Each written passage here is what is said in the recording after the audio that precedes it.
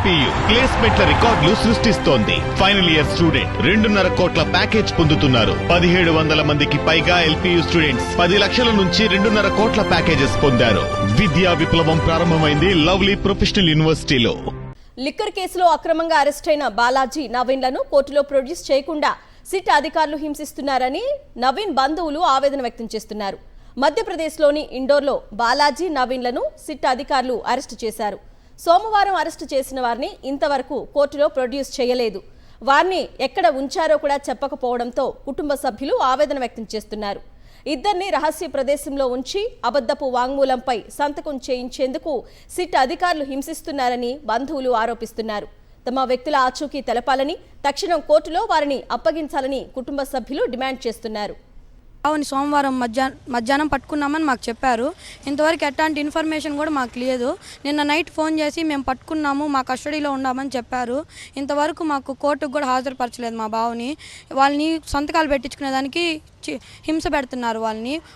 వాళ్ళు చెప్పినట్టు వీళ్ళు చేయాలనేసి వాళ్ళని అక్కడే కస్టడీలోనే పెట్టుకున్నారు. ఇంతవరకు కోర్టుకు కూడా సబ్మిట్ చేయకుండా వాళ్ళు ఇష్టం వచ్చినట్టు రాయిపించుకుంటా అన్నారు.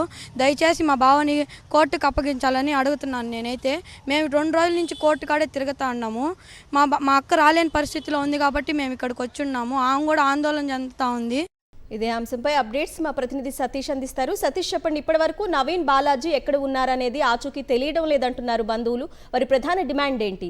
అన్న, మద్యం కేసులో ఇప్పటికే అనేక తప్పుడు వాంగ్మూలాలు, బలవంతపు స్టేట్మెంట్లు ఇప్పించారని ఆరోపణలు ఎదుర్కొంటున్నటువంటి సిట్ అధికారులకు సంబంధించి సిట్ అధికారుల తీరుపై మరొకసారి అటువంటి విమర్శలే వెల్లువెత్తున్నటువంటి పరిస్థితి. సోమవారం మధ్యాహ్నం అదుపులోకి తీసుకున్నటువంటి ఇద్దరు వ్యక్తులు ఎవరైతే నవీన్, బాలాజీ, మధ్యప్రదేశ్లోని ఇండోర్లో వీరిద్దరిని కూడా సిట్ అధికారులు విచారణ అదుపులోకి తీసుకున్నారు.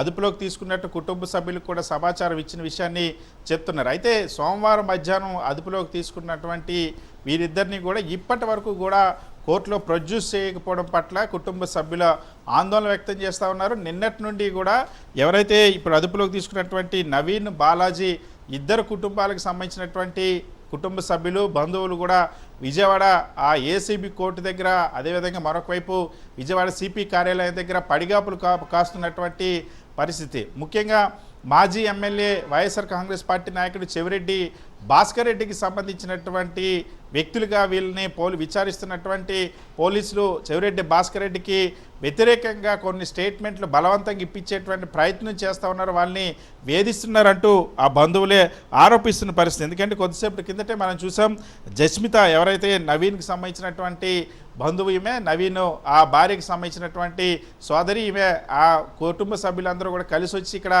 ఏసీబీ కోర్టు దగ్గర, మరొకవైపు పోలీసు కమిషనర్ ఆఫీస్ దగ్గర కూడా తిరుగుతున్నప్పటికీ కూడా వీళ్ళకి ఎటువంటి సమాచారం ఇవ్వడం లేదు, లోపలికి కూడా అనుమతించడం లేదు. సోమవారం మధ్యాహ్నం అదుపులోకి తీసుకుంటే ఖచ్చితంగా ఎవరినైనా సరే 24 గంటల లోపు కోర్టులో పరచాల్సినటువంటి అవసరం ఉన్నప్పటికీ కూడా చట్ట ప్రకారం పోలీసులు దాన్ని పాటించలేదు. ఇప్పటికే తప్పుడు స్టేట్మెంట్ల కోసమే ఒత్తిడి చేస్తున్నారంటూ, హింసిస్తున్నారు, వాళ్ళని వేధిస్తున్నారంటూ బంధువులు కూడా ఆందోళన చేస్తున్నారు. అయినప్పటికీ కూడా పోలీసులు ఇప్పటికీ కూడా కోర్టులో వాళ్ళని ప్రొడ్యూస్ చేయలేదు. దీని పట్ల కుటుంబ సభ్యులు తీవ్ర ఆందోళన వ్యక్తం చేస్తున్న పరిస్థితి. పోలీసుల తీరు పట్ల ఇప్పటికీ కేసులో అనేక విమర్శలు ఉన్నాయి. గతంలోనే చాలామంది పైన ఇదే విధంగా ఒత్తిడి చేసి మరి, ఎందుకంటే ఇప్పటికే సాక్షాత్ బెవరేజెస్ కార్పొరేషన్ ఎండీ అయినటువంటి వాసుదేవరెడ్డి గతంలో 3 సార్లు హైకోర్టును ఆశ్రయించారు. తనను వేధిస్తూ ఉన్నారు, తప్పుడు స్టేట్మెంట్ల కోసం వేధిస్తున్నారని. అదేవిధంగా గతంలో చెవిరెడ్డి భాస్కర్ రెడ్డి దగ్గర గన్మెన్గా పనిచేసిన వ్యక్తి సాక్షాత్ హైకోర్టును కూడా ఆశ్రయించారు. నన్ను సిట్ అధికారులు విచారణకు పిలిచి కొట్టారన్న విషయాన్ని, ఎవరైతే బెదిరింపులకు లోబడి వాళ్ళు చెప్పినట్టు తలొగ్గిన వాళ్ళందరికీ ప్రోత్సాహకాలు ఇవ్వడం, ప్రమోషన్లు ఇస్తున్నటువంటి వైనం ఒకవైపు, ఇంకొక వైపు ఇవ్వని వారికి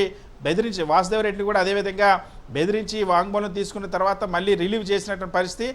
వాళ్ళకి కావాల్సినటువంటి స్టేట్మెంట్ ఇవ్వగానే రిలీవ్ చేస్తున్నారు. సో అదే కోవలో ఇప్పుడు వీళ్ళిద్దరిని కూడా, నవీన్, బాలాజీని కూడా ఈ విధంగానే వేధిస్తున్నారని బంధువులు ఆరోపిస్తూ ఉన్నారు. ఇప్పటి వరకు కూడా పోలీసులు ఆ కోర్టులో హాజరుపరచకపోవడం పట్ల వాళ్ళ తన కుటుంబ సభ్యులు, న్యాయవాదులు కూడా తీవ్ర ఆగ్రహం వ్యక్తం చేస్తున్నారు. అన్న ఓకే సతీష్, థ్యాంక్ యూ.